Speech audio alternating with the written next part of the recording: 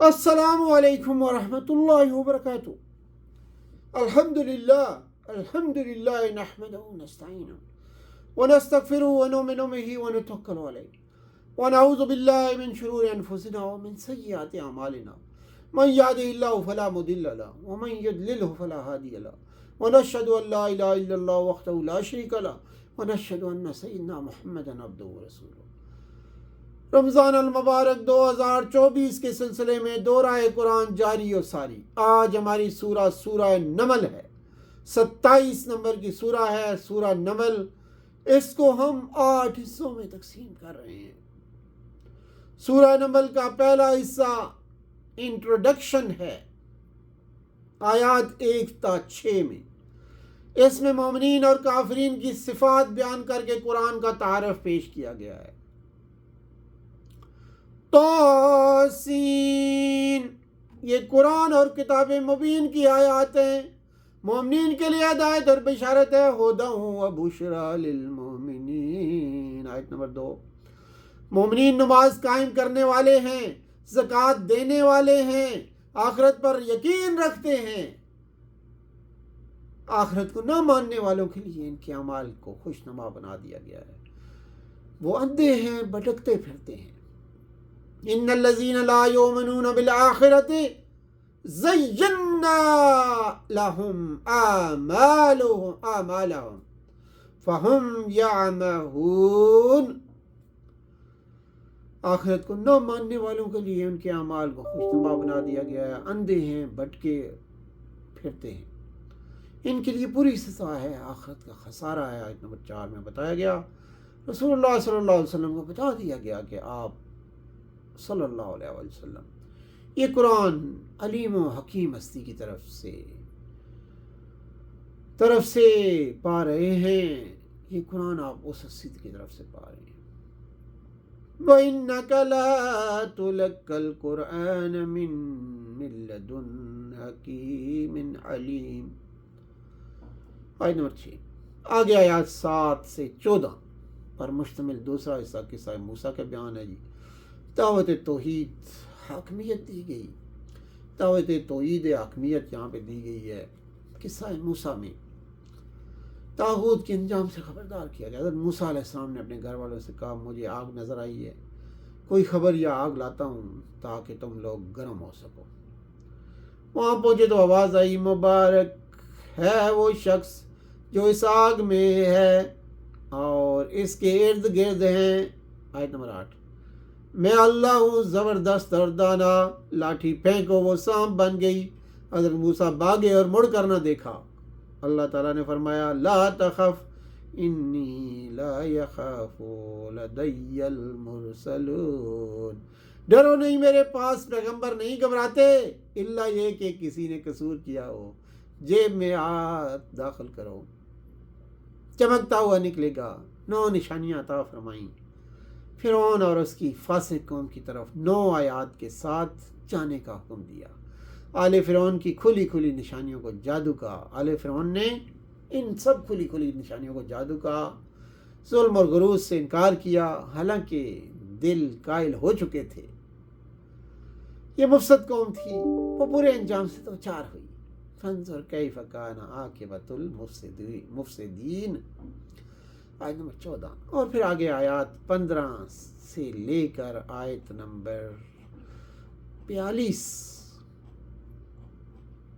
آیت نمبر 44 تک جو ہے نا، 15 سے لے کر آیت نمبر 44 تک جو بیان آتا ہے وہ یہ ہے کہ حضرت سلمان کی خلافت عرضی اور ان کی حکومت الہیہ، توحید حاکمیت اور ان کے جذبہ تبلیغ اسلام پر روشنی ڈالی گئی ہے۔ اللہ تعالیٰ نے حضرت داؤد علیہ السلام اور سلمان علیہ السلام کو علم دیا، دونوں نے اس فضیلت پر شکر ادا کیا۔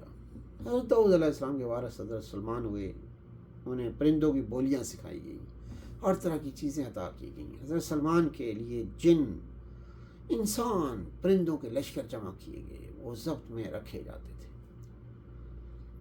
ایک دن کوچ کر رہے تھے، چونٹی کی پیل پر پہنچے۔ ایک چونٹی، نملہ جسے کہتے ہیں، نملہ نے باقی چونٹیوں سے کہا، بیل میں گھس جاؤ کہیں سلمان کے لشکر تمہیں کچل نہ دیں۔ حضرت سلمان مسکرائے اور کہا اے اللہ مجھے قابو میں رکھ، رب اوزینی، تاکہ تیرا احسان کر سکوں اور تیرا شکر ادا کرتا رہوں جو مجھ پر، یہ جو کرم تو نے مجھ پر کیا ہے اور میرے والدین پر کیا ہے، ایسا عمل کروں جو تجھے منظور ہو۔ دعا فرمائی کہ اپنی رحمت سے صالحین میں شامل فرما، وادخلنی برحمتک فی عبادک الصالحین، آیت نمبر 19۔ حضرت سلمان نے پرندوں کا جائزہ لیا، ایک جاسوس ہدہد کو غائب پایا، فرمایا اس کو سخت سزا دوں گا، اگر معقول وجہ نہ بتائی تو ذبح کر دوں گا۔ ہدہد نے کہا میں یمن کی قوم سبا کے متعلق وہ معلومات حاصل کی ہیں میں نے جو آپ کے علم میں نہیں ہیں۔ حضرت سلمان کے پاس بھی علم غیب نہ تھا۔ ہدہد نے بتایا کہ وہاں ایک عورت حکمران ہے، ہر قسم کے سر و سامان اور تخت یعنی عرش عظیم کی مالک ہے، وہ اور اس کی قوم سورج کو سجدہ کرتی ہیں اور راہ سے بھٹکی ہوئی ہیں۔ عرش عظیم تو اللہ کا ہے، در حقیقت عرش عظیم کا مالک تو اللہ تعالیٰ ہے جس کے سوا کوئی الہ نہیں۔ اللہ لا الہ الا ہوا رب العرش العظیم، آیت نمبر 26 میں بتایا۔ حضرت سلمان نے ہدہد سے کہا دیکھتے ہیں کہ تم نے سچ کہا یا نہیں، یعنی دوسرے ذرائع سے تصدیق کرتے ہیں، یہ میرا خط لے جاؤ، انجان طریقے سے ڈال دو، پھر ان کا رد عمل دیکھو۔ خط میں اسلام قبول کرنے کی دعوت تھی۔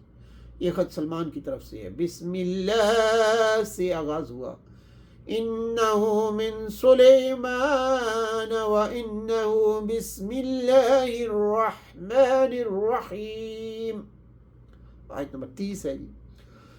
مجھ پر بالا دستی الو نہ جتاؤ اور مسلم ہو کر حاضر ہو جاؤ۔ آیت نمبر 31، ملکہ سبا نے سرداران قوم سے مشورہ مانگا، انہوں نے کہا ہم طاقتور ہیں لیکن فیصلہ آپ کے ہاتھ میں ہی ہے۔ ملکہ نے کہا بادشاہ جب کسی ملک میں گھس آتے ہیں تو اسے خراب کرتے ہیں اور عزت والوں کو ذلیل کرتے ہیں۔ میں ایک تحفہ ہدیہ دے کر بیچ کر دیکھتی ہوں۔ حضرت سلمان نے کہا مال سے میری مدد کرنا چاہتی ہو؟ میرے پاس اللہ کا دیا ہوا بہت کچھ ہے۔ فما آتانی اللہ وما آتانی اللہ خیر مما آتاکم، آیت نمبر 36، تمہارا تحفہ ہدیہ تمہیں مبارک ہو، یہ تحفہ واپس کرو۔ حضرت سلمان نے دھمکی دی ہم ایسے لشکر لائیں گے جس کا وہ مقابلہ نہیں کر سکے گی۔ درباریوں نے پوچھا کون ملکہ سبا کا تخت لاتا ہے؟ درباریوں سے پوچھا کون ملکہ سبا کا تخت لاتا ہے؟ ایک عفریت جن نے کہا میں قوی اور امین ہوں، اس سے پہلے کہ آپ اپنی جگہ سے اٹھیں میں اسے لا سکتا ہوں۔ یہ جن کی بات تھی، لیکن ایک دوسرے صاحب علم کتاب عفریت جن کی نے کہا میں پلک جھپکنے میں سے پہلے لے آتا ہوں۔ عرش یعنی تخت یمن سے فوراً فلسطین لایا گیا۔ حضرت سلمان نے اللہ کا شکر ادا کیا اور فرمایا یہ میرے لیے شکر اور ناشکری کا امتحان ہے، ھذا من فضل ربی لیبلونی ااشکرکم ااشکر ام اکفر۔ ملکہ سبا یمن سے فلسطین آئی، حضرت سلمان کے محل میں داخل ہوئی۔ شیشے کے فرش کو پانی کا حوض سمجھ کر پانچے چڑھا لیے۔ بالآخر سورج کی پرستش کرنے والی یہ ملکہ سبا اپنے شرک و ظلم کا اقرار کر کے مسلمان ہو جاتی ہے۔ قالت رب انی ظلمت نفسی واسلمت مع سلیمان للہ رب العالمین۔ ملکہ سبا جیسی ملکہ مسلمان ہو جاتی ہے۔ آیت نمبر 44 میں ذکر ہے۔ آگے آیات 45 سے 53 میں چوتھا حصہ حضرت صالح اور ان کی قوم سمود کا تذکرہ ہے۔ ان کے ظلم کے انجام پر روشنی ڈالی گئی ہے۔ حضرت صالح، قوم سمود کے پاس حضرت صالح بھیجے گئے، دعوت توحید تھی، اختلاف ہوا، دو گروہ بن گئے۔ حضرت صالح نے کہا استغفار کیوں نہیں کرتے، رحم ہوگا۔ جواب ملا ہم نے تم کو بدشگونی کا نشان پایا۔ اس شہر میں 9 جتھے دار فسادی لیڈر تھے، انہیں اصلاح سے کوئی دلچسپی نہ تھی۔ آیت نمبر 48 میں یہ بات آئی ہے ہمارے سامنے۔ انہوں نے باہم قسم کھائی کہ حضرت صالح اور ان کے گھر والوں پر شبہون ماریں گے، ان کے وارثوں سے کہہ دیں گے کہ ہم موقع واردات پر موجود نہ تھے۔ انہوں نے چال چلی، لیکن اللہ کی چال اپنی ہوتی ہے، سب کو تباہ کر دیا، انہیں عبرت کا نشان بنا دیا۔ وَمَكَرُوا مَكْرًا وَمَكَرْنَا مَكْرًا وَهُمْ لَا يَشْعُرُونَ۔ آیت نمبر 50 میں بیان کیا۔ قوم سمود کو ہلاک کر دیا گیا اور حضرت صالح اور اہل ایمان متقین کو بچا لیا گیا۔ آگے آیات 54 تا 58 پر مشتمل 5واں حصہ ہے، جس میں حضرت لوط کی قوم کی بدعمالیوں اور ان کی ہلاکت کا ذکر ہے۔ حضرت لوط نے اپنی قوم کو فحاشی اور بدکاری سے روکا، عورتوں کے بجائے مردوں سے شہوت رانی پر گرفت کی، لیکن قوم لوط نے حضرت لوط علیہ السلام اور ان پر ایمان لانے والے مسلمانوں کو جلا وطنی ڈیپورٹیشن کا حکم دے دیا کہ تمہیں ڈپورٹ کر دیں گے۔ لوط اور اس کے گھر والوں کو بستی سے نکال تو یہ بڑے پاک باز بنتے ہیں۔ اخرجوا آل لوط من قریتکم، آیت نمبر 56 میں یہ بات آئی، اور پھر حضرت لوط پر پاکیزگی کی پھپتی کسی گئی۔ انہم اناس یتطہرون، یہ بڑے پاک باز بنتے ہیں۔ اللہ نے حضرت لوط اور ان کے گھر والوں کو بچا لیا، بدکاروں پر مٹی کے پتھروں کی بارش ہوئی۔ آیت نمبر 59 چھٹے حصے میں انبیاء کی خدمات جو توحید کے بارے میں تھیں، ان کی تعریف کر کے اللہ تعالیٰ نے انہیں خراج تحسین پیش کیا ہے۔ دعوت توحید کو عام کرنے کی ان کی خدمات بے مثال ہیں۔ انبیاء کے بارے میں بتایا گیا کہ قُلِ الْحَمْدُ لِلَّهِ وَسَلَامٌ عَلَىٰ عِبَادِهِ الَّذِينَ اصْطَفَىٰ اللَّهُ خَيْرٌ عَمَّا يُشْرِكُونَ۔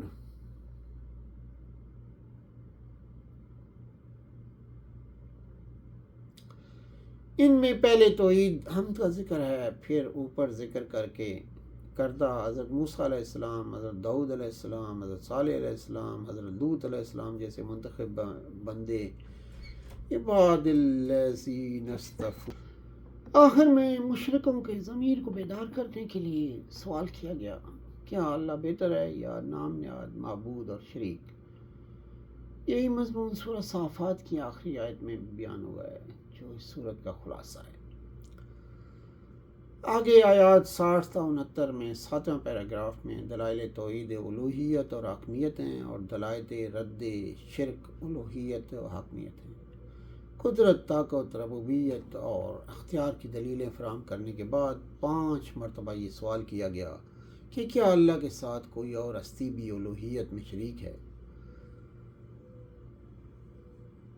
الہ مع اللہ۔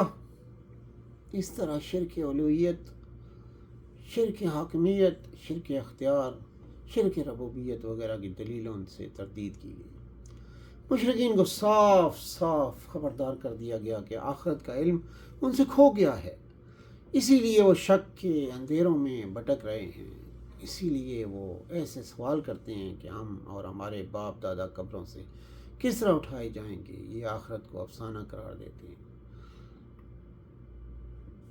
مشرکین کو دھمکی دی گئی کہ اللہ تعالیٰ انہیں بھی پچھلی قوموں کے مجرمین کی طرح ہلاک کر سکتا ہے۔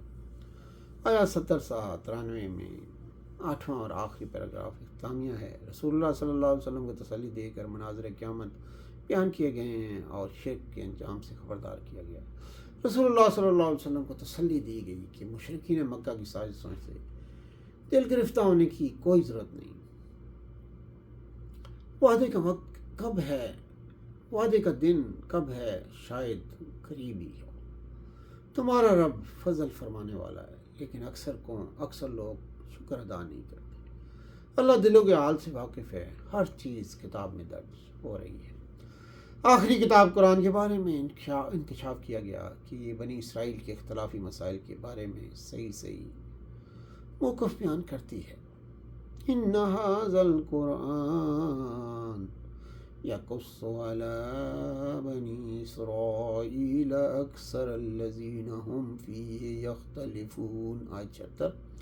مومنین کے لیے قرآن ہدایت اور رحمت ہے، وَإِنَّهُ لَهُدًى وَرَحْمَةٌ لِّلْمُؤْمِنِينَ۔ آیت نمبر 77۔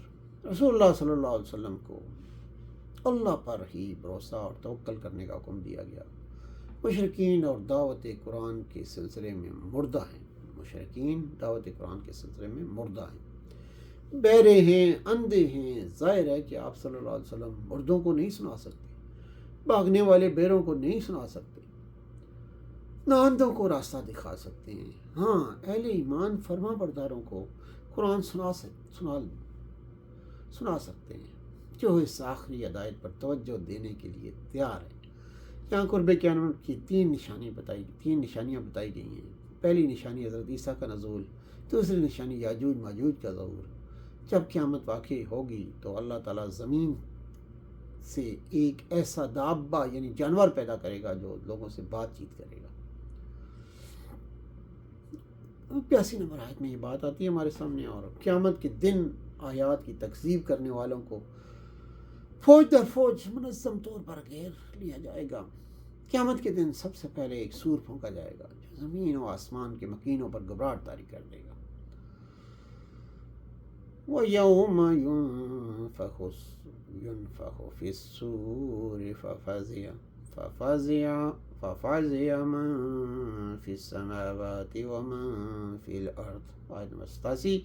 کافر اندھے منہ آگ میں جھونکے جائیں گے، اور نیک لوگ قیامت کے دن ہر قسم کی گھبراہٹ سے محفوظ ہوں گے۔ سورت کے آخر میں